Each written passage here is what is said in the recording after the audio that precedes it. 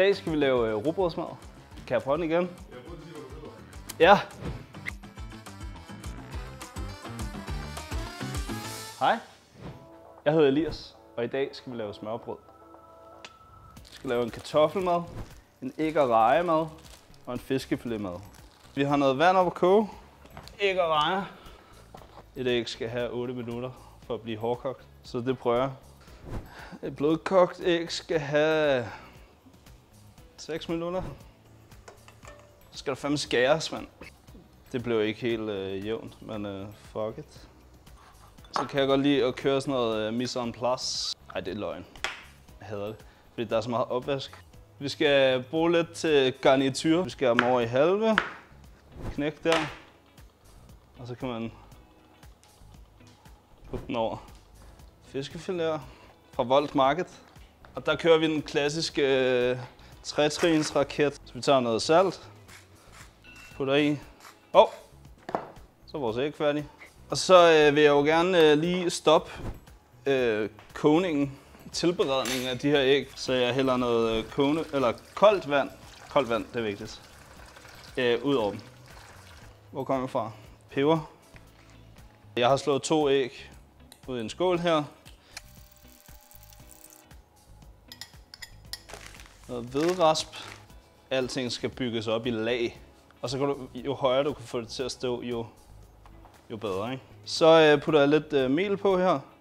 Har vi noget raspolie? Eller rapsolie? Rasp. Okay.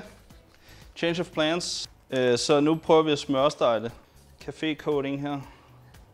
Ja. Wow! Mamma mia! Det vil være mærkeligt at putte hvidløg i. Skal vi prøve? Der vil jeg gerne have, at den ser en lidt højere. Den måde, jeg tester, om mine kartofler er færdige, er ved at lige sætte en gaffel i, og så hvis de går nogenlunde nemt igennem, så er de færdige. Der er sådan en hinde inde under ægget, som hvis man lige får fat i den, så kan man nærmest hive hele æggeskallen af i ikke særlig mange stykker. Det er sgu lidt noget råd. Det ligner sådan en stressbold. Lidt små og tykke skiver. Nu tager jeg mine fiskefiléer fra. Så har vi jo mange ting kørende for os her. Måske også for mange ting kørende for os. Så vil jeg gerne lige have stegt min løg en lille smule. Så er vi nået til anretningen.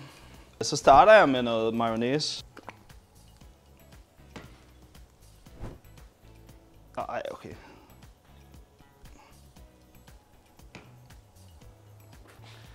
Hvor kommer vi fra? Så tager vi... Ej, det går bare ikke. Altså, jeg har kogt æg, jeg har kogt kartofler, og det her, det er min største udfordring. Yes. Det behøver ikke være så pænt nu. Det er bare til under de andre ting. Et lille stykke salat. Og så drypper jeg den lige godt af, så der ikke kommer så meget vand. Så vil jeg faktisk gerne have noget mere mayo på min mad. Vi vil gerne prøve at gøre det så højt som muligt. Der er et fint lille hul her imellem.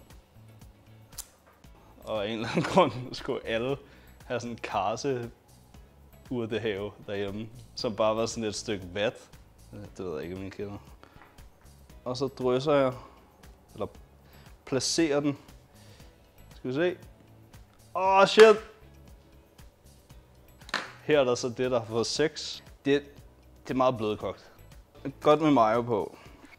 Så nogle fine skiver. Lidt peber. Så skal vi til rejerne. God mængde rejer her. Noget grønt på toppen, fordi så ser det sundere ud. Godt lag her. Her. Så har jeg snydt lidt hjemmefra.